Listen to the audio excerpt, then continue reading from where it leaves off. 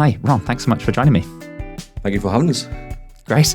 So you're one of the leads of the Changing Futures programme in Northumberland. I suspect that most people watching this will have some sense of what that work is, but in case they don't, can you tell me about the work? What is it trying to achieve and where did it come from to begin with? So I'm part of Changing Futures Northumbria. I'm the data and information lead. I didn't start my journey that way, but that's where I ended up, bizarrely. But Changing Futures is funded by the Ministry of Housing, Communities and Local Government, and jointly with the National Lottery and Community Fund. It's been funded over a period of 5 years, which is due to end in March coming next year, to the tune of 98.1 million. Now, this is funding areas across England, 15 areas, and the purpose behind it is to, particularly in terms of multiple disadvantage, where people are suffering from or experiencing, substance misuse, domestic violence, touching with the criminal justice system, mental health. But basically the whole purpose behind it is to understand how we can actually deliver services away and connect services across the public, statutory public service sector, the voluntary charitable sectors, to better coordinate our approach to letting people thrive, especially in the world of multiple disadvantage, because they can end up with a series of chaos and then just presenting repeatedly in crisis where they're misunderstood and they fall through the cracks of services. So I think this is a government's attempt in recognising that this is an issue to try and create some real learning where we can impart that across the public service network. So it may be worthwhile talking about Changing Futures Northumbria in particular. So I wasn't part of the bid process. I think I was still in the police at the time when this was going on. But basically, when the leads did the bid process, what they wanted to do was move away from the traditional assessment, because we think people have been assessed enough already. Yeah. And then basically, if you go to places where people are, you can just throw a stick and you know for a fact you're going to have people with multiple disadvantage. So what I mean by like a homeless drop-in, or might be, you can go to A&E departments and the like. So what we did is we set up a number of touch points, one in the homeless sector and a homeless drop-in, one in an A&E setting, particularly around the frequent attenders, one in domestic violence setting, and one in the alcohol and substance misuse setting. And the purpose from that, I think, it sort of proves the concept that doesn't matter. And bear in mind, we're covering 6 local authority areas, and that's from Scotland down to Durham and across to Cumbria. It shows that what we're trying to do and impart and the methods we use and our philosophy can work across different settings and different geographical locations. So well, let's talk about the work that's actually happening. I really want to zone in on the data because some of the work that you've done around data is influential on a national level and is incredibly innovative and has helped to demonstrate the impact of working in a relational way, in a way that people have hoped for a very long time. So I don't want to forget about that. We're going to come back to it. Okay. But for some more context, what does the work look like? What do the interventions look like in some of those communities? We didn't want to be another service in a landscape of lots of services. We really were committed to the learning environment and actually learning from this, because what that demands really is low case numbers. But actually, you've got to recognise that the work is really intensive, both on a time consumption and emotional sort of sense around that. So we worked to 2 rules. This is the liberated method I'm discussing here, which was stay legal and cause no harm. The legal is the statutory responsibilities and everything else you would expect from a service. The do no harm, it's not just do no harm to the individuals, do no harm to the reputation, do no harm to the organisation, and the whole package what goes around that. And then there's a number of principles which underpin that, which allows wriggle room. And so what we basically do is we're shifting the power from abstract decision making, where they're removed from context from the ground what's happening, and putting the power in the hands of the people who know best, who are doing the work. So things like decisions are made to work. So if somebody needs something, by the time you go up the chain to a management and get permission to use it, that time may have passed and actually their condition may have worsened. Yeah. So they're given a small budget to facilitate that, and there's a whole structure we have around that and a playbook in place to do that. We don't close cases like you would traditionally expect. So it takes the time it takes. And we go where people are. So that's sort of the gist of it. But what we do is we've got our caseworkers work in pairs. You'll have one from a traditional service, like it may be from the probation service, from the NHS, etc., who know the system and know how to navigate it. Mm-hmm. But then we've got lived experience as well. But they're significantly along their recovery journey to a point where, so it's not right for everybody but in that place, but we're really keen to make sure there's equal parity of power here. And that's the second person in the pair, is somebody with lived experience. Yeah? Yes. Mm-hmm. So they work together, and I'll explain why that's really important. But they're given the same pay, they've got the same job, and they've got parity throughout what the power is. Now, where it really comes to the fore of that lived experience and utilising this way is when people come to us, we're dealing with the far end of need. They're in people on chaos, they're in crisis, they're generally homeless, substance misuse, untreated, unrecognised trauma, and bounce around multiple services. So when they first come to us, they need that high support because you need some stability. You need the, what I call the three pillars of, somewhere to live, something to do, and someone to love. But in our sense, it's like somebody who's got your back. So you need stability, first of all, to start work with people to really gain that trust, and you need time to do it, to get that relationship going so people trust you when they perceive services as letting them down, which invariably most of our cohort do, and they're misunderstood. So it really gets into the weeds of that. So where their lived experience comes in is the high challenge. So when you get some stability and you've got people from a traditional service, and I want to make the point here that everybody's got lived experience, and actually that's really something in public services we should release and allow people to innovate. But that's a sidetrack. But in terms of that, the high challenge, they've been there, they know it. And what that does, two things: it gives the respect from the individual you're working with, but also they can say, get off your pity pot, this is what you need to do, and actually really challenge them. So we are really about learning the culture, what we do. And through that learning, what became apparent is the sense of purpose. What I mean by sense of purpose is, they've got to do some things as well. And let's face it, if you want people to move from high support to a place of self-determination, you need to change their view of themselves and the view of the world. And it's like, and quite often our caseworkers act as role models because of the not in all cases, where the dysfunctionality of the upbringing at times is, they've never really had a role model to which to aspire to or to recognise as like good behaviour, if that makes sense. Mm-hmm. I don't mean that in a bad way, but But also, actually, interestingly, again on a sideline, is what we've also found is those people who've had a lot of agency beforehand transition back into that sort of self-determination much quicker because they know what it's like. Right. There are so many different angles to where we could take this, because we're talking about the literal model of having a pretty unique pairing of people. We're talking about the actual activity they do with people. We're talking about the sort of different sort of strengths that they bring to that partnership. I mean, I think this is something that I think about a lot, is that there's no perfect answers to the problems that we're talking about here. People that have got multiple disadvantages, really complex life circumstances. These are some moves that you've made that have resulted in some real progress. Mm-hmm. And that's why I'm sort of fascinated in all the nuance detail here. But what you really need is the safe space for people to work in.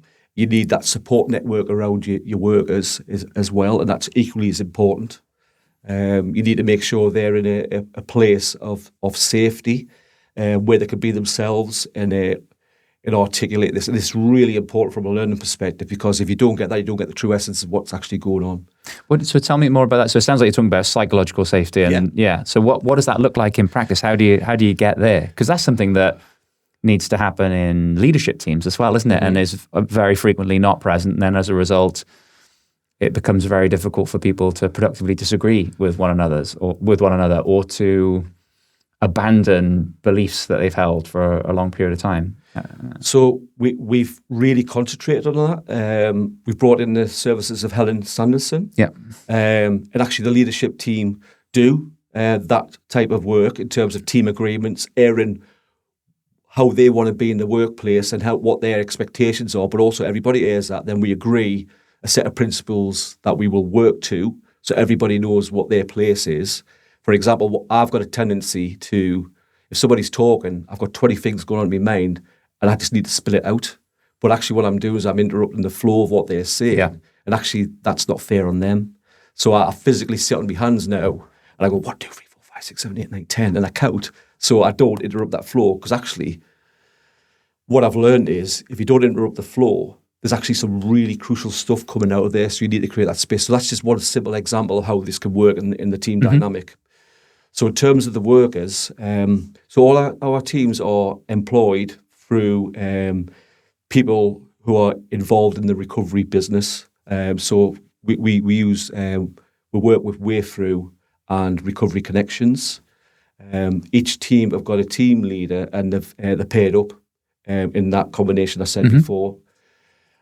So there's a group of sessions we have, for example, group supervision, individual support, and other sort of support mechanisms where people can air what their personal feelings are in the work, and what the troubles, what they're experiencing. And actually it's in that open environment where everybody feels safe. So, but actually what it elicits is a lot of people who've sort of got good ideas around this. So it's very much a team effort what we do in terms of coming up with those solutions. And then how do they get taken? Because I can imagine this environment that's being created, and it makes it possible for ideas to emerge in a way that perhaps doesn't in more traditional settings. How do they then get sort of harvested and put into practice if something isn't quite working? What's the sort of step on from that? So what's really important, and this is where we're sort of dipping into the data world, is you need to articulate that in data. You need evidence, and what you need to do is pull the leadership into the core of the work. By doing that, if you take a bottom-up approach to data, which is based in real-life situations, real context of what's going on, and the leadership are aware of that and involved in that, what that does, it frees up a much more informed process of decision making, which is not via, for example, abstract metrics, which are demographics, which don't relate to the reality of what's going on in people's lives. So we were talking about the need for getting leaders into the work and having their decision making influenced from the bottom up. How does that work in practice? And what's in your work, what decisions have changed as a result of them being much closer to the data and the information that's coming up from the team? So one way we get the leadership close to the work is we do what we call learning reviews. So it's not a case review in the traditional sense. So we get the pairs in, and there'll be a member of the strategic team there, either myself and then the operational lead. And what we question them about is, how are you finding the work? And we talk particularly around where's the areas of stuckness, where's the areas where we need to improve. And basically what we're doing is they're getting firsthand what's actually going on in the work. We're not particularly talking about the cases themselves, because there's other mechanisms to cover the casework and load and how that sort of presents itself. It's more about what we're eliciting from the collective cases those parents are working with. An example of a change is there was 2 rules to deliberated method, and the third rule of purpose came in because what we found is we thought that the workers would like this liberation and be free, but actually they need some safety net around them as well, and some sort of help and support in terms of how they frame that sort of liberation in what they do. So from the learning reviews, the agreed purpose came out that, and that then became a third rule, something we must adhere to. And that's definitely about, setting the expectations with the individual people you're working with around what the work is, what you're trying to achieve. So there'll be discussions. We use a tool called Signal. And what Signal is, it's a tool where there's a visual representation based on the poverty floodlight stuff, and actually they made one bespoke for us now, which is talking about certain areas around, housing and all these areas. But what that does, it elicits a space to have conversations with people, to start going beneath these layers of the onion and getting into the weeds. But ultimately what we do is we decide between the caseworkers, that relationship, what matters to the individual. And then they work on a plan, how they're going to deliver what matters. And that plan is both ways. It's a collaboration, a true collaboration. And you'll find over time is... With the individual, you mean? Yeah, with the individual. And what you find is over time, the actual root cause of their things, you have to do, you're peeling the layers until you get to the core. The core reasons why they're in the position they're on, but you need to go through that process. And that's represented, and I've got a number of measures to show this intrinsic shift in people internally from where they were to where they're going to, and I can talk about that later. But Signal in particular gives you a traffic light map of their priorities, but it also allows them to articulate, this is my priority, and this is the reason why it is. So what we do, I am going to digress a little bit. So what I captured in the platform, which I created, which is called REACH, Relational Evaluation and Case Activity Hub. So when they become a beneficiary, often in chaos, what we'll do is might take a couple of meetings. We go where they are, and the people we're dealing with are where services are really struggling to engage, and these will not engage, and they can't find them in a lot of cases. Yeah.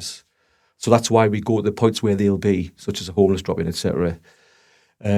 So we'll agree, we'll have those conversations, and then what we'll do is we'll agree the purpose with them, what matters, using tool Signal. But that's not the only tool at our arsenal, it's those conversations. So you're building up this relationship. But we'll also do, within the platform, we stamp what the community looks around them. So, what's your family connections, where they at there, what's the strength of those relationships, are you involved in any community groups? And we do all that at that time.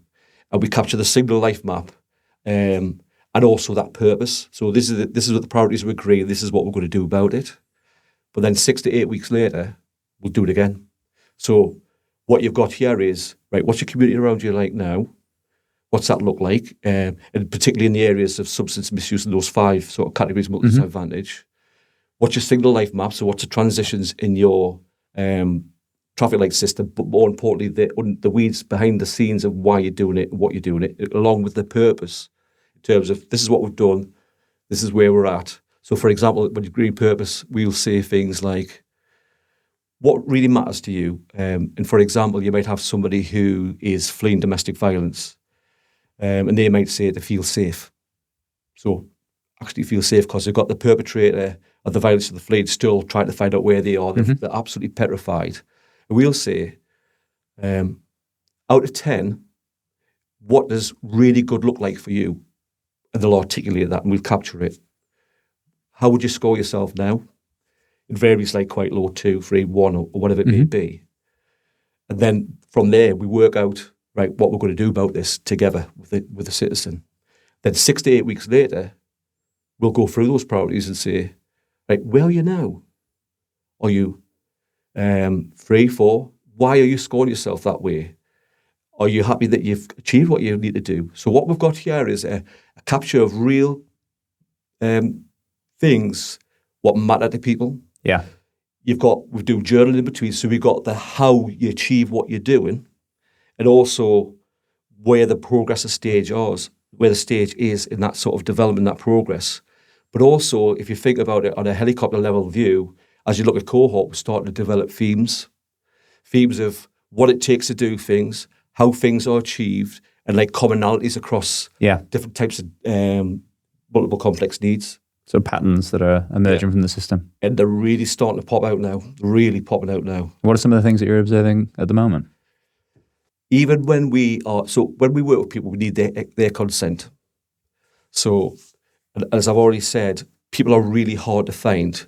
And because what we've done is we went to a number of different services such as A&E and such as like the homeless place, alcohol and dependency, say, who are the 10 people you're most worried about?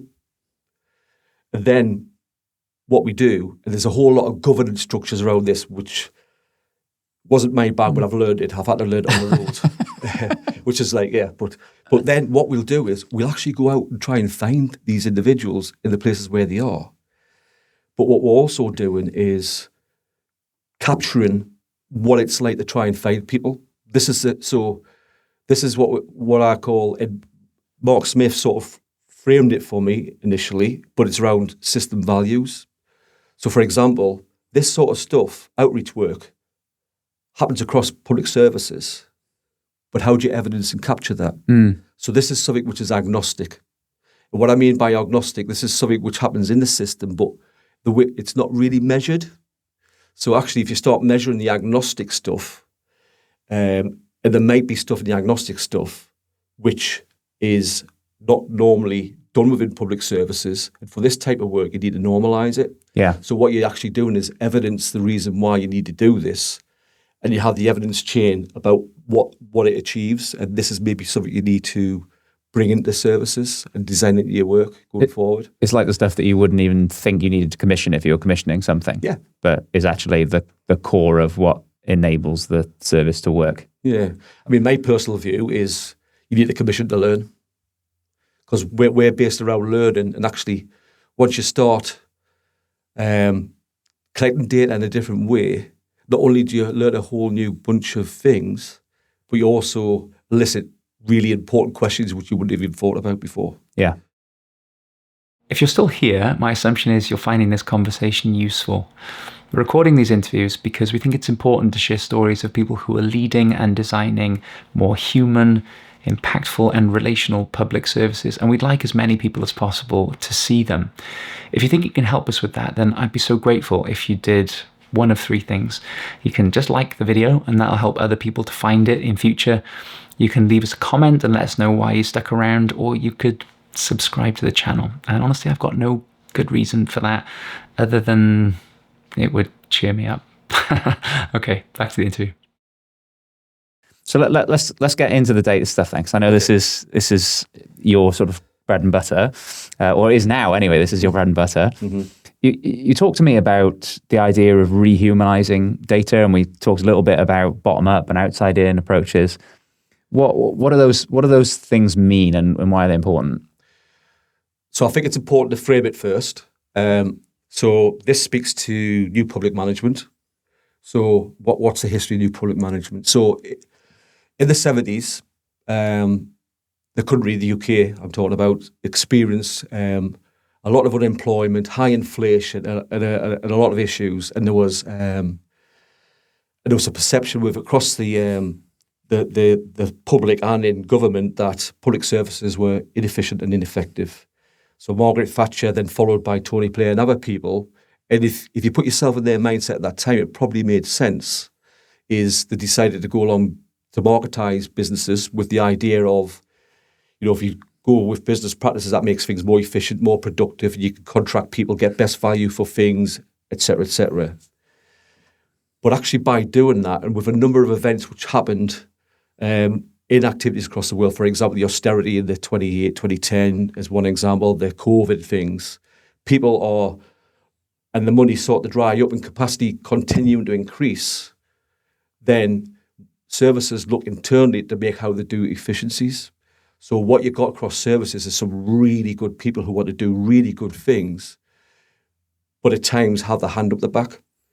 And so in terms of delivering that sort of humanistic service, the more efficiency drives you do, and the higher you get up the chain in terms of what you do, then the further removed you are from context. So this is nothing new. It's nothing, exceptional here, but it's just understanding what matters. So to give you an example of this, and this is again before my time, but in Gateshead Council, they did a bit of a pilot. This was based around council tax. what normally happens in council tax, if you default on your payments, then you probably get like a first letter saying, look, you need to pay this. There'll be a bit of a warning behind it. Then if there's another sort of warning come out if you're not paying it, then you get another warning, and then obviously that eventually leads to eviction, which is, I think the unit costing for that is in the 30,000s. So it's a really expensive thing. But actually, what's actually going on there? Let's ask the question. So what they did is, instead of sending out the letters initially, they rang up and said, can I come and have a chat?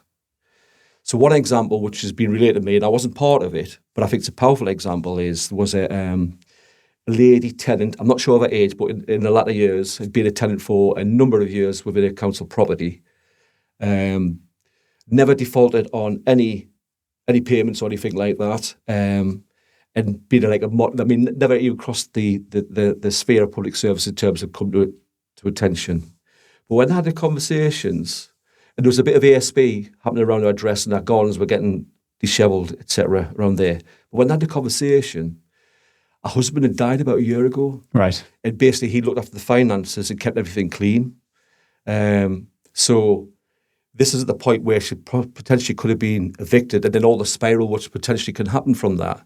So there was a quick intervention of, let's make sure your benefits are right. Let's get some youth groups in to make your gardens right. And there's still, as far as I'm aware, in that tendency. So what that's done is, that's a signal in the work. If you could look at existing data in data sets across local government and other organisations, you can start picking up themes of where you move from a transactional response and mobilise a relational response. And what this does, it gets people before they walk to the river to jump in and float down it before that. And actually it saves a lot of costs, etc. in relation to that, makes the person have a better life and thrive. And also it reduces the demand placed on services.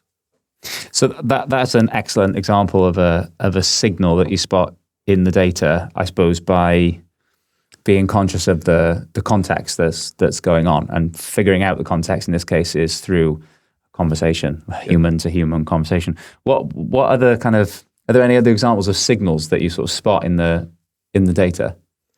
I think the burden platform would be worth mentioning here. Yeah, let's talk about that. So the SRO at the time, Mark Smith, and the rest of the leadership team recognised from the very off of us commencing this work that they didn't want a programme which at the end has like a nice glossy report and a lot of slaps on the back and then just go on the shelves and gather dust. We wanted to make a real difference to people's lives.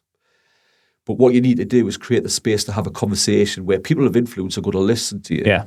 And actually you might need to reset the mindset of individuals. I'm talking particularly into central government here. Certainly the ministers, because their perception of what reality is going on may not be matching to what it actually is going on. Yeah. For whatever reason. So I basically got an instruction probably on the back of a cigarette sort of packet along the lines. Have a look what it's like for people with multiple disadvantage across the whole service, see what that costs, and then show me the change in trajectory of not only what it looks like for them in terms of thriving, but also the change in trajectory of costs, so you got that comparison. So that was me brief. And I've never really had a data background, as I sort of said earlier on, so I really had to sort of start feeling, what on earth, what am I going to do here? But the fact that our work is anchored in people and relationships, and all our data, and I'm going off sidetrack again, is anchored around that relationship with the citizen and the caseworkers, and they're touching with the wider service system. I decided to start with the people. So there was 3 case studies we did. When I say case studies, I mean I've really built up a trust relationship with all these individuals. There was some ethics involved where I worked really closely with what we call high intensity caseworkers, because that's exactly what they do.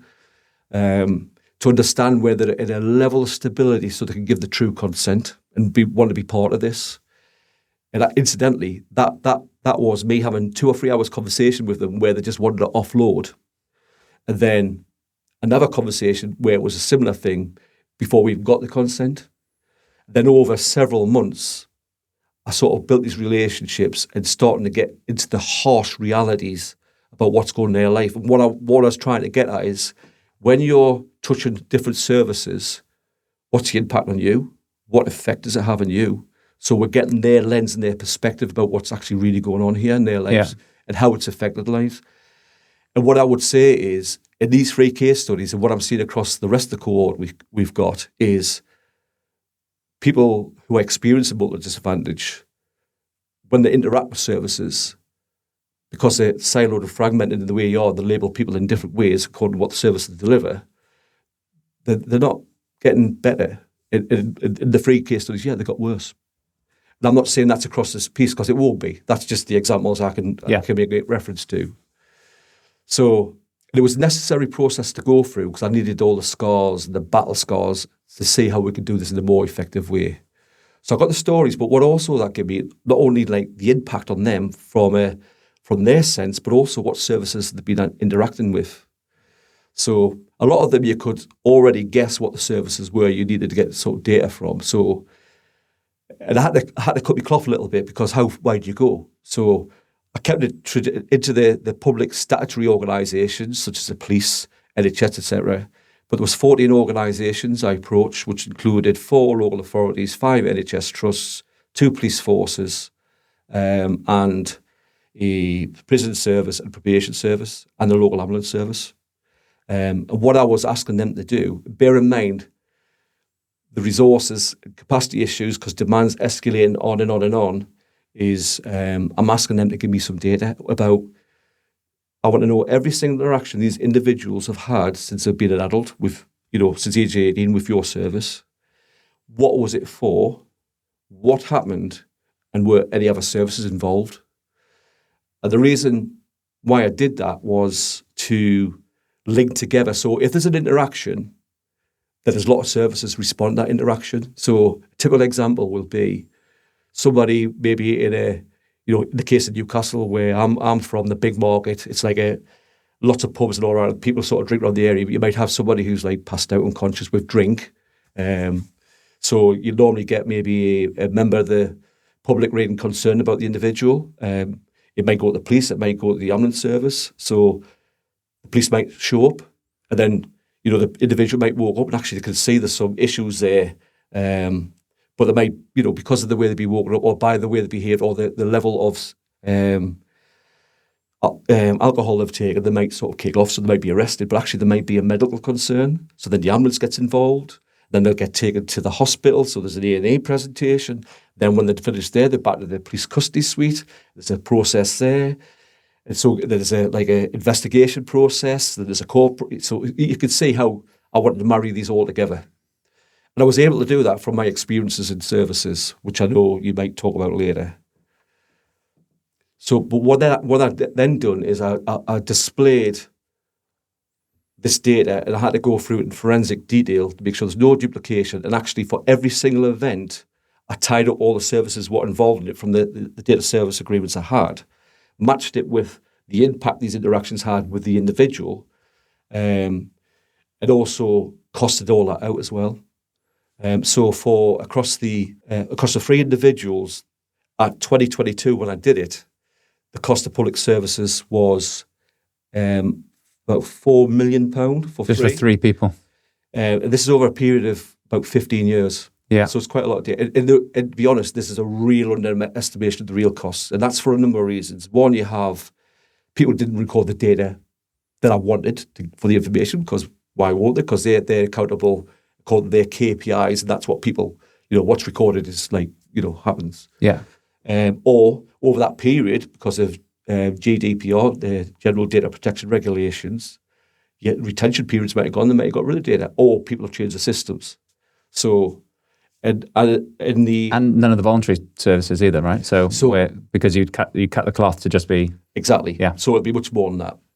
So yeah. So in terms of the costings, it's a real underestimation. If you think that's just 3 individuals, and then the perspective for Changing Futures, when it came out for central government, the housing, I'm not sure if it was a housing minister, but somebody involved in that sort of quoted that there's estimated to be 363,000 people in England alone who've got complex needs. I suspect the number is much great on that. And I can talk to how do you make the invisible visible and things like that. But yeah, so if you do the maths, it doesn't make sense. And actually, it's what it really surfaced. We thought it was, there's a burden platform there, but not the extent and the eye-watering and startling results that I had, which really calls for, it really highlights inequalities in terms of health, et cetera, et cetera. Then what I did is, because of the really high intensity relationships that the caseworkers had with the individuals, we started capturing, bear in mind, in the case studies, people are still in chaos. They've still got absence, you've still got substance misuse issues, lots of things going on in life, very chaotic. So they're still presenting in crisis. Sure. So I'm capturing all that data. So what I'm doing is showing this is a historical data, and then this is what it looks like now. And what we've found is very, very quickly with that relational support and wrap around them. So another important principle is we don't refer on, we keep a hold. You hold it, yeah. But a person might need specialism, so we'll refer, but we'll go with them. So we hold that anchor point. But then you could see the bounce amongst all these services, across all these 40 services got reduced. It got changed from unplanned, uncoordinated crisis presentation to coordinated value demand. So on some occasions, the value actually went up, but it was added value to what they do. But because they're actually attending now, right? They're going to the appointments that have been booked. Let's talk about getting a hold of this data, because I don't want to trivialize that, because I've worked in public services for 18 years, something like that, and this is an issue for everybody. How do we get access to this data in the first place? Across multiple agencies, it becomes really problematic. Data sharing is really, really hard to do. Maybe you'll say it's not. And then how do you then turn that into numbers that actually, help make the case in a way that makes sense to people that need to release funding? This is hard stuff, but I know Mark is beyond complimentary of your sort of unique capability of doing this. So I want to know what the secret sauce is. So it's just basically hard graft and just perseverance and not saying no. Simple as that. Well, no, it's not as simple as that. It's a really hard place to be. So the way I went around getting the data, it's really important, if you can, to get strategic buy-in of the organisation in which you're doing it. So the leadership team played their part in that. Yeah. But it doesn't stop there by any means. So the next thing you got to do, the individual service information and governance teams, you need to persuade them of the merits, even though they've been sort of said, look, you need to do this. Because actually there is a risk aversion out there. And, I could understand why it's there around releasing personal data about people. But I had the explicit consent here of these individuals say, yeah, I'm happy for you to Which you've gone to great pains to get, not just a cursory, can I do this? You build a relationship with them, and they really had given you consent for this. Yeah, because I think if you don't do that, it's not ethical, and it's a bit immoral, and it doesn't sit right with me. Yeah. So you do that. So you have conversations over time and time to actually get this information. There was one occasion with one service where I didn't have a strategic buy-in and I didn't know where to go. So I started at the bottom end doing like an asset information check, like asking this information. I worked my way to where I needed to be at the top of the organisation to create those conversations. Yeah. And to demonstrate how hard it is, one organisation in the criminal justice sector, we had agreement from the regional lead in terms that they're happy for the data to be released, but I had to go through the processes they had in place. So I had to go to the National Research Committee, and there was an Excel thing I had to fill in with 8 different tabs, which was full of information. So went it there, and then when it went there, which is 2 months sitting apparently, and then it got rejected. And I thought, well, I'm not having that. So I looked at why they sort of rejected all that, and I worked around it and sort of filled that in. But I also pulled in some, the MHCLG were really good in this and empowered about the need of this and actually help articulate that. and put it in again, and I eventually got access to the information. Well, permission for access to the information. But then when you come back to the regional area, blockers went up. Because actually there was a strategic thing, but in terms of the IGT governance, there was blockages there, which I had to overcome, and it took us about 2 years to get that data released. So it's really hard, but actually you can do this. The legal framework is there.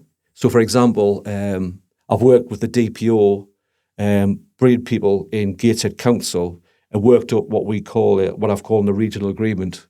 So what I've done is I've created a suite of legislation. So when we're asking a particular service about can we have data for these individuals? In fact, the purpose of this one is what we want to do is we want to build capacity back in the system. So what I mean by that, so we want to release resources in the police and the NHS, etc., to concentrate on what they do best.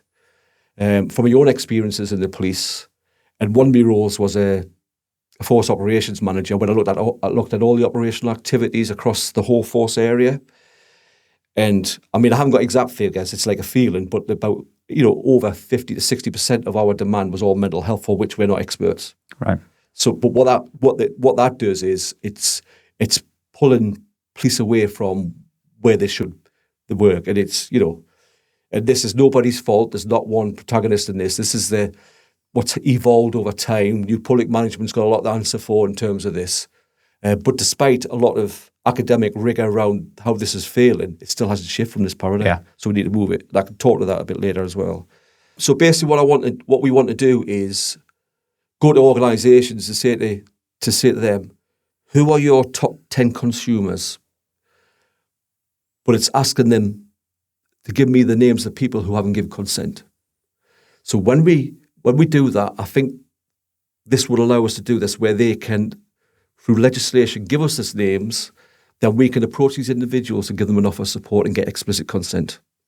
So if you work on the top 10 consumers across the police, across the NHS, across A&E settings, and you compare those lists, naturally, it's going to surface the top, who are like bouncing around all these services. Yeah. So then if you work in a relational way to reduce the impact, I've already articulated how much consumption individuals are doing, then what you actually do is releasing capacity back into the services.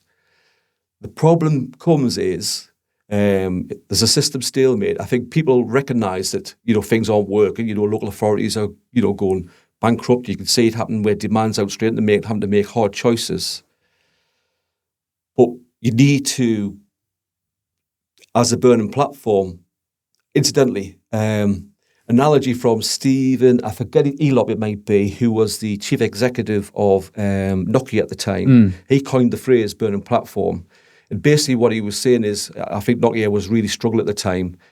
And obviously the oil rig disaster, in the North Sea, where people jumped off because I had to make a choice, either stay there and burn or jump in the sea. You need to do something different. And I think that's where we're at now in public services. Yeah, it's unsustainable to continue doing this. That's certainly what the burning platform brought aside to the forefront.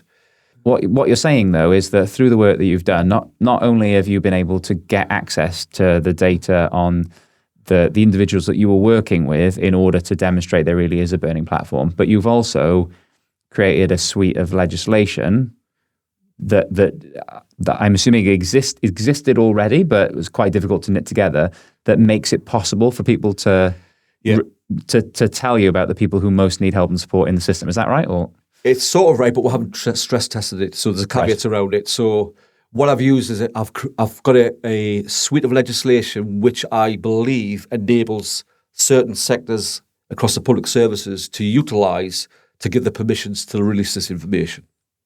They have to determine which one they think's best. That's the idea, but we have not stress tested this yet. So that's the next sort of stage in that.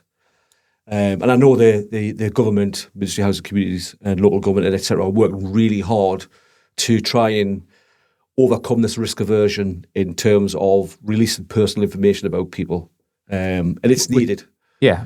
I mean, and having risk aversion is perfectly understandable. But what we're talking about is you got access to this information initially in order to be able to make the case that the status quo absolutely isn't working and to demonstrate that investing in this much more relational approach makes sense. But if you then follow that logic that the way services are organized in a very linear, transactional way, influenced by new public management over several decades, if you accept that it doesn't work, then in the context of people with multiple disadvantages, because it absolutely does work in the context of some services. But if you accept that for people with really complex needs it doesn't work, what you're saying or what you're trying to get to, I think, is legislation that allows you to find the people that most need that kind of support without the 2 years worth of work to pull every single thread together. So I suppose what I'm saying is I believe the existing legislation out there allows you to do that. Yeah. It's just how you interpret it and how and I suppose this is where the risk comes in. Do you accept that? And I believe some of it is a statutory duty to do this. Yeah. Because again, we're talking about context. If you're making decisions at a strategic level, the higher you get up the chain, the further you are removed from the work. Bear in mind, most people's careers over the 40 years or such of new public management has been based on new public management. Yeah. It's a really hard cultural shift to move. So that's why the evidence has to be really compelling to change mindsets and hearts and minds, etc. around this. Although I do think there's a situation now in public services where they're at the stage now where they need another alternative approach. Otherwise, it's just going to continue being unsustainable. So hopefully, if we get over that, and it needs some central government input of this to say it's okay to do this, and then when you share, so for example, what we do in the work is we have service meetings based around the person. Yeah. So what I mean by that, you pull in the services to give the best support you can to the individual, but what you're actually doing, and my own experiences as a chief inspector, community inspector in Northumberland, North Tyneside, my purpose and my label was to reduce crime. So that was my main objective, to reduce crime. But every service is independent on other services to get what they need. So you'd pull in a group of services and then you try and collaborate in a way that allows for you to achieve your goal. But let's face it, and I'm silo thinking about, right, what's the police need? Then, all the other organisations will be thinking, and the reality is, how can I get as least much work out of this as possible? But they're framed around the labelling they do with people. Yeah. They're framed around what they're measured on. So that's the angle they're coming at. Yeah. So even though you have collaboration of a sort, is it true collaboration? And what I think is true collaboration is who's the best service to lead on this? Who's the best one to hold the ring? And how can everybody else contribute to that? And if we get to that place, I think you'll have informed decision-making on the preventative strategy, the strategic area, which filters all the way down to the tertiary. Yeah. So you really need to have that context. And I think you can do it within existing frameworks to a point, but until you anchor your data into the real-life situations going on and then flip it around like a triangle upwards and bring in that and allow the people at the work actually to use the data in their decision-making in terms of the work itself, then you're not going to have that full contextual understanding of what's really needed and what matters to people. So you've done a lot of work to actually develop and build the systems that have enabled you to do this. And you just said you're a former chief inspector, so you're not a data scientist or a software developer by any stretch of the imagination, but you've been able to create something that has enabled you to get real understanding, real contextual understanding, real intelligence that has influenced not only how people do the work closest to the problem, or a better way of putting that is with people that need help, and has then influenced decisions at a much senior level. So how the hell did you do that? So this is very, very hard to articulate. Okay. But basically there's it's what we call it, well, it's not what I call it, but it's what's called a trustworthy governance platform. So basically this is a set of arrangements around how data is organised. So currently, if you look at a system now, essentially if I want to have a case activity hub, for example, a platform to capture all that activity, I would get some software developers in, and there'll be a number of meetings where we impart what we think the work needs. They'll go away, and they'll come up with, say, a mock-up of it. There'll be a bit of test period, and then, and it's costing you money and it's costing you time. And then you'll start using it. But actually that's starting to frame your work. But actually what you're doing is it's a data processing. So I put data into the system, and then it's like distribution. So pipelines, like go there, like share the information there. Whereas this, and as I said, I'm a non-techie at all, but I created that from scratch. But the power of this is you're not getting any biases brought into it in terms of software developers thinking they understand what you need to do in the work. It saves a hell of a lot of time because actually it's bespoke to the organisation, and it's agile to respond to what you learn in the work. So if I need to change something, I just change it like that. So for example, if MHCLG said, right, we now need to know what in your cohort, how many levels of disadvantage I have. If they've got 1, 2, 3, what are they? I'll literally go in, change it, and deploy it, and I can do that in about a minute and a half. But how? What? Because this is amazing. But what is it? Like, what is the software? Like, where does it? I suppose I'm working with David Jameson from Patton Filson Group Limited. Really, really, forefront thinking in terms of what to do. This is the brainchild of Mike Martin, who's a professor at Northern University, and Rob Wilson and a number of other colleagues, where the architecture. So basically, what it does, it's how, for us non-tech, it's how things are arranged in the background to do what you want. So basically, what it does, if it's doing what it should do right, it designs software developers out of the process altogether. Right. But the utility is, you can create a platform which can change and evolve with what you learn, when you learn, and the time you do it. You can organise the flows of data information, where it goes, the governance structures within it, who has permissions to say what, within that to sort of elicit the information you want. But also, it could break down this silo fragmentation, allow that joint contextual sharing of information with the right governance arrangements in place. What do you mean by that? That feels important to me. What does that mean in practice? So if I create a community, so this is a communication, I create a community so my community at the moment is Changing Futures Northumbria, and caseworkers access that. I might access it, but I've got different permissions, so I can edit things they can't and things like this. But if I want the police to be part of this community, I can send them an acorn to them, and they can create something which is bespoke to them. But we're on the same communication channels where we can talk. Right. So if you have governance arrangements in place, then you can talk on the same system and share information to contextualize everything you're talking about. So if you think there's £361 billion a year spent on software development, and I get a lot of that's into the gaming world and stuff like this, and a lot of people might like to hear what I'm saying, but actually the utility of this for public services is immense. But it's the very, very early stages where the first manifestation of this new sort of information technology.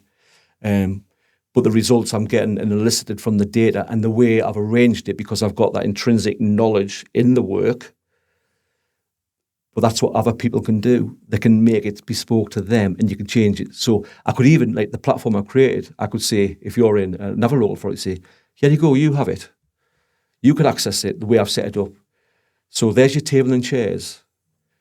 And you might go, well, I like that table, but I don't like it that shape. I'm going to cut it this way. Yeah. Or I don't like that chair, I need more chairs. So you can adapt that to how you want it as well. I mean, it's pretty revolutionary stuff, really, isn't it? Because this is an enormous sticking block for all public services that help large volumes of people that are spending large amounts of money. How do you make sense of that enormous amount of data in a way that enables you, not for the sake of making sense of it, but in the way that enables you to be more helpful in communities? And this is something that you're learning at I think this is what strikes me, is that not only have you made an enormous amount of progress on this, but you're also learning at a really rapid rate, because the conversations that we're having now, if we had these conversations in 6 months, I suspect they would have moved on already. Mm-hmm. So how does this work in practice? How do you see the benefits, and what's it look like for the people doing the work? So because of the way I've structured it all, what we're now doing is giving them proper relational data, information, which is useful in the work. And actually what we found is, so what we do now is, for the caseworker pays, for each case they're looking after, we give them a bespoke monthly report based around this. So this is the intrinsic shift. This is the amount of time like things like, how many services are we contacting, and for what are we contacting them for to help what matters for that individual? And then over time you can see how often are we doing this with these things? Where's the blockages? Where's the themes? And how can we unblock this? And crucially, these aren't KPIs. This is information, right? That is to help people make the next set of decisions. So there's something else to talk about here as well. So I've developed a relational measures framework, and the idea behind it, and it still needs developing, I'm just testing it now, is try and shift this paradigm away from new public management. And what I mean by that is, can we produce data which is useful in the work, which is going to inform the work as you go, contextualize the people, what's actually happening in your communities, and bring the leadership closer to that so they can make the right informed decisions, but also satisfy public accountability for central government and the public. And I've worked with Hannah Hassel-Greaves and Mark Smith helped me with this, and obviously, Mark Joyce, Francis, Tory within Changing Futures have been really helpful, because actually, although I've developed the platform and made it, actually it's a consensus of what people want. Yeah. So that's what I mean. So the whole idea is you create these policies around what you want it to do as a consensus, and it really sort of signals to the test and learn what the government want to do. So you can test something, but if it doesn't work, then you can change it.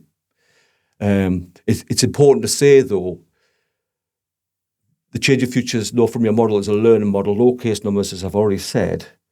And Ministry of Housing and Local Communities and the National Lottery have really been instrumental to giving us the space to do this, because what we want to do is learn and try and impart this learning into the wider service system. So we're not constrained by the current system, is what I'm trying to say. So we haven't got those pressures, but what it does allow you to do is allows you to understand how you capture data, how you evaluate data. What does this inform in terms of the way we commission things? Does it inform the way we how do we recruit people? How do we wrap support around that workforce to actually deliver, allow them to be free to innovate? So it's all this sort of thing all going on at the same time. Yeah, and I think this last point that you're talking about is, how do we demonstrate accountability through, historically that's been done through KPIs, but we've already talked about how that can sometimes lead us astray. But that's a big nut to crack, isn't it? And if out of this work some learning emerges that enables other people to do that, it could be really transformative to the whole sector. So this is where Helen Sanderson really comes in and was really helped us with this. So this is around self-governing teams. This is team agreement stuff. This is outcome sequence stuff. And you should listen to Helen. It's really fascinating stuff. But we've really embedded that practice in our teams. And Tori, who's the operational lead, has put together a playbook to sort of articulate, well, this is what we do, this is how you do it. And this is, like some framing around the work we do, which would be really useful going forward for other organisations. And that's what we're trying to do, is create a suite of, because let's face it, data alone doesn't do anything. Sure. And actually, the most important thing about the data is the relationship between the caseworker and the client and their interactions with the wider service network. All my data is anchored in that. But what you can do from that, you can build it up in layers. So when we're talking about what does this mean for me? So you understand at the core level for an individual, you can zoom out into a team level, what it means for them, then a cohort level, and then if you start increasing this, then what's it mean for your local community, what's it mean for the region, what's it mean nationally, et cetera, et cetera. So it's a framing of doing it. The technology in terms of reach, I know what I need in terms of the widgets and gadgets I need to be able to enable this sort of stuff. Developers are working on this, David and his team, to get it where we need to be. So So, for example, the report and the data I'm getting now, we're having to do this in the hard way. We've got the information, we've got it in there, but we're extracting it out and putting it into spreadsheets at the moment. But this will be automated within the system when these tools are created, what I need. So the way to think about that platform is, just imagine you've got a big bag of tools. So, David and his company might say, there's your bag of tools, away you go. Because it's really important they're detached from what you create, because it needs to be bespoke and right and fit for your organisations. Yeah, and grounded in the work. And that's what this is. If I need more tools, look, I need these tools because I can't do this. How can I do it? So ultimately, we need to get to that place, as I said before, where they're just going to be a big bag of tools, and these big bag of tools are sufficient. I can fix a car, I can fix my house, I can fix a fridge, I can fix a pathway, I can do whatever I need to do. It gives me that flexibility. Once we do that, and an example being is all these different forms, I'll articulate it that way just so people understand, forms and data flows within the system. I can go to individual fields and say, so for example, caseworker reflections, what are your reflections on this? And go across all those different forms and those reflections, pull it all together and say, generate me a report. And then we're working on AI stuff as well, which was going to be contained within that data set, so there's none of the biases coming into it. And we'll teach the AI sort of data set what we want it to do, bespoke for us. So it's a really powerful thing in its infancy, which is really which is hard to articulate. But now I'm producing, for example, I've just produced a quarter report for our ministry houses. They haven't seen it yet, and it mightn't be fit for purpose or anything like that. But it just shows an alternative way of capturing relational, real, contextual stuff, which is useful in the work and making decisions. And that's things like, for example, we're at the stage where we've just remobilised again and getting citizens on board. And as I explained before, it's really hard where people are struggling to engage with them. So even and it's a small cohort, I think we've got, we're up to 22 now, but on this report, it's based on about 17 individuals. Even from what we know, it was about £159,000 in a 6 or 7 week period of consumption by these individuals, which is equivalent to, I think it's a police sergeant, a band 4 nurse, a psychologist of a certain grade, which I cannot remember, and a local authority housing. So, just in that short period of time. Yeah, but the important thing is when you articulate that in a way to say, look, this is what's released back into the system so they can do what they do best, that starts resonating with people. Yeah. But then it's all the other stuff which is really, really important around, okay, what are the priorities people are seeing in this in the multiple disadvantage world? But more importantly, it can be applied across the whole spectrum of need. So ultimately, what my ambition is to understand the signals in the work, such as council tax and all that, build up themes.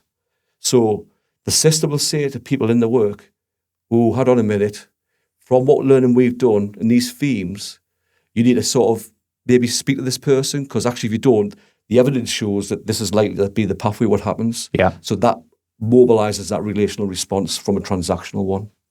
Yeah, and that information is getting to the right people at the right time. Yeah. And when you realise it's not the right information, you can change it. Yeah.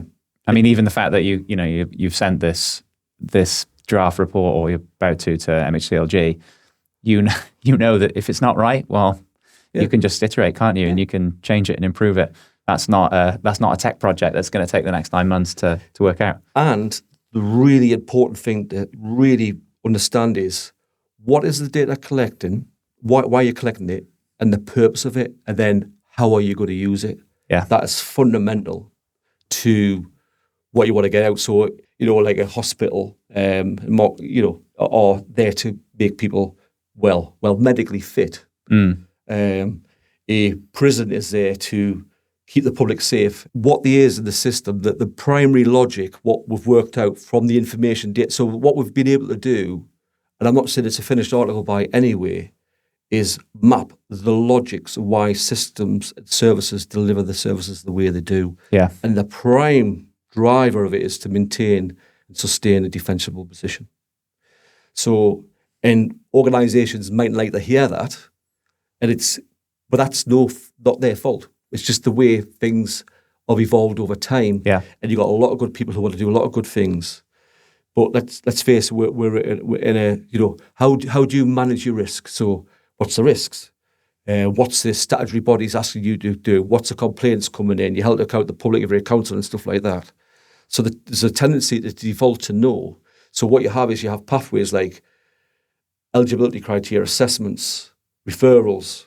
When the risk and that seesaw of balance tips into, that's too risky, what it becomes is a default to yes.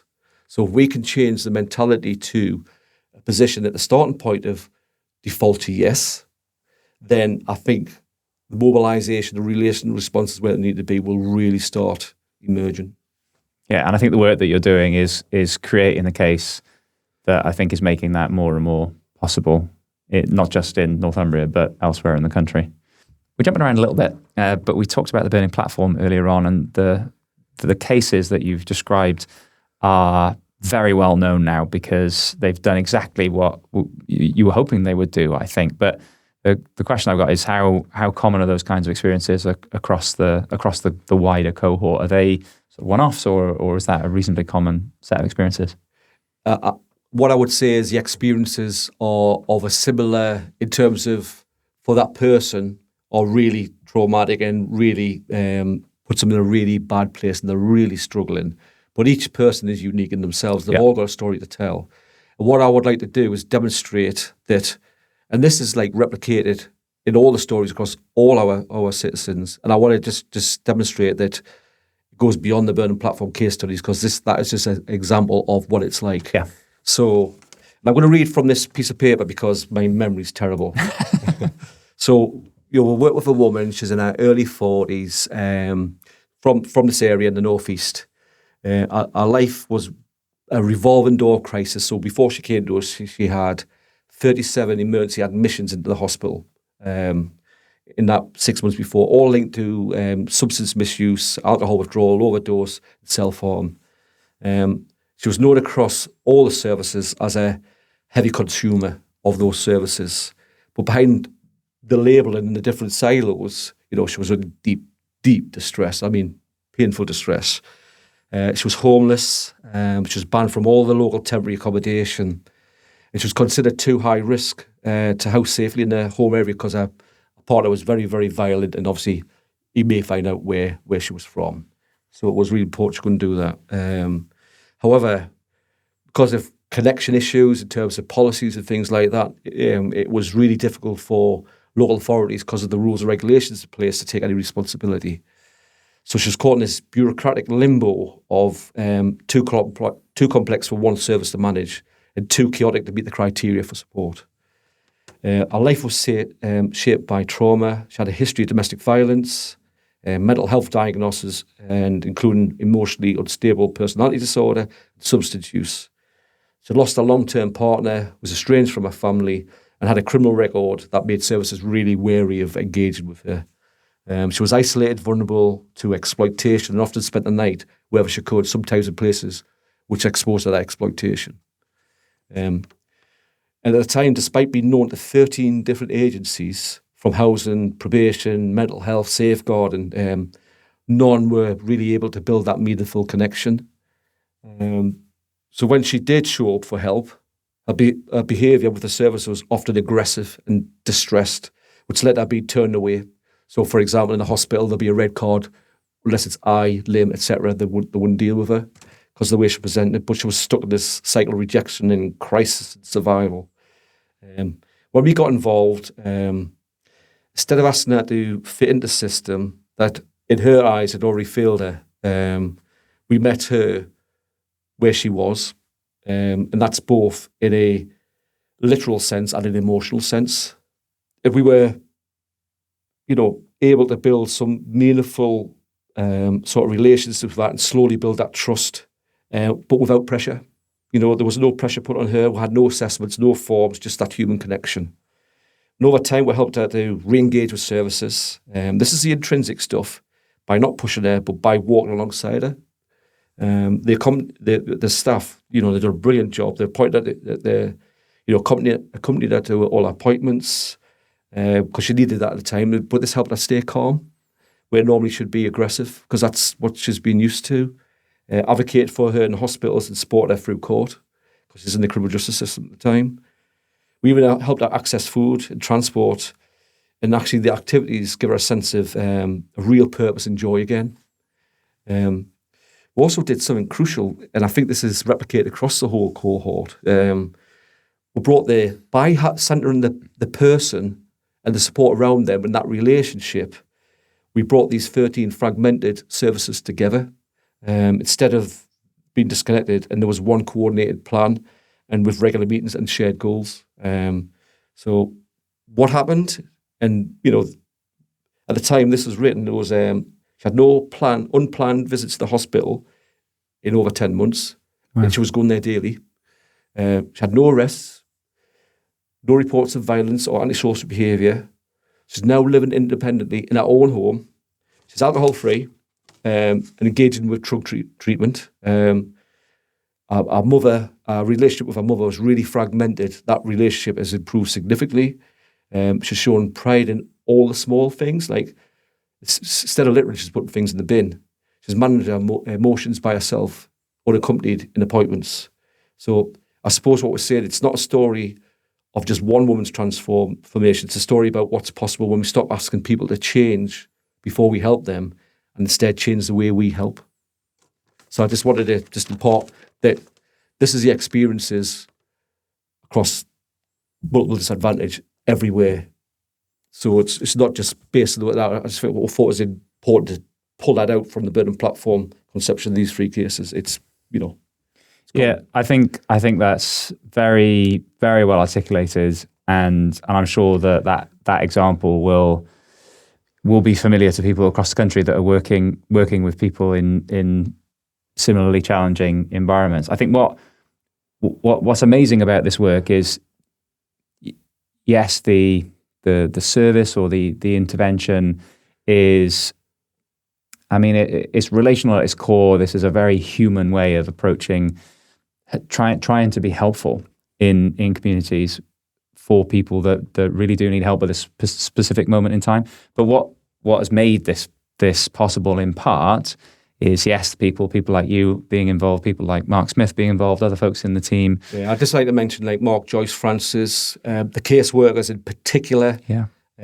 Tori Johansson. I think it's like-minded people who've come together and see the value of this work, and we've learned together. And it's not been an easy pathway by any means, and we've learned a lot on the way. But it's that innate sense of wanting to really help. Yeah, absolutely. And where I was heading with that was that it's also the data that you've gathered, because it's cleared the way to be able to do some of this work and to sustain it.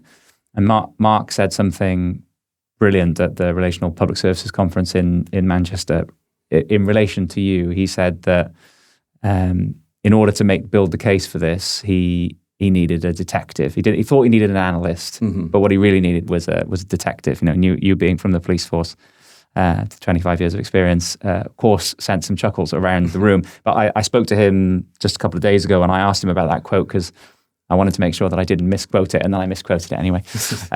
But he said that he sort of really misspoke, because what he actually needed was just you. He didn't know he needed you, and you managed to pull all these threads together in a way that I think people across the country have been banging their heads against the wall for such a long period of time. So your contribution to this work can't be understated. So I'm so grateful that you came to talk to me about this today. I want to ask one question before, because I know you don't like the spotlight being thrown on you, so that you're probably feeling deeply uncomfortable as I'm saying these things. It's not my comfort zone at all.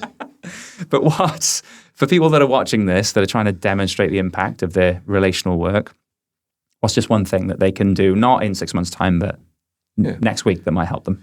As the project team and everybody, we've been saying in our last conference, what can you do on Monday? So practical examples. So if you look at, for example, a housing sort of service, the statutory position is to maintain standards in stock, etc. I bet if you look at their demand, so you've got to understand the problem first. If you look at your demand and look at the activities, I bet a lot of the proportion of the demand is based with a few number of residents.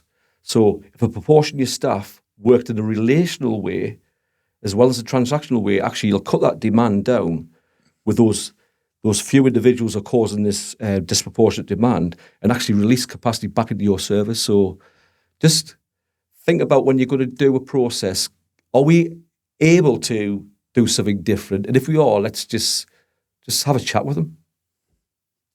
That's great. I think that's a lovely place to end it. Ron, honestly, I'm so grateful for you coming and doing this podcast. It's been really, really informative for me. This is a very selfish pursuit on my part, but I know that because I'm getting so much benefit from it, then the people listening will also too. So thanks ever so much. Thank you very much.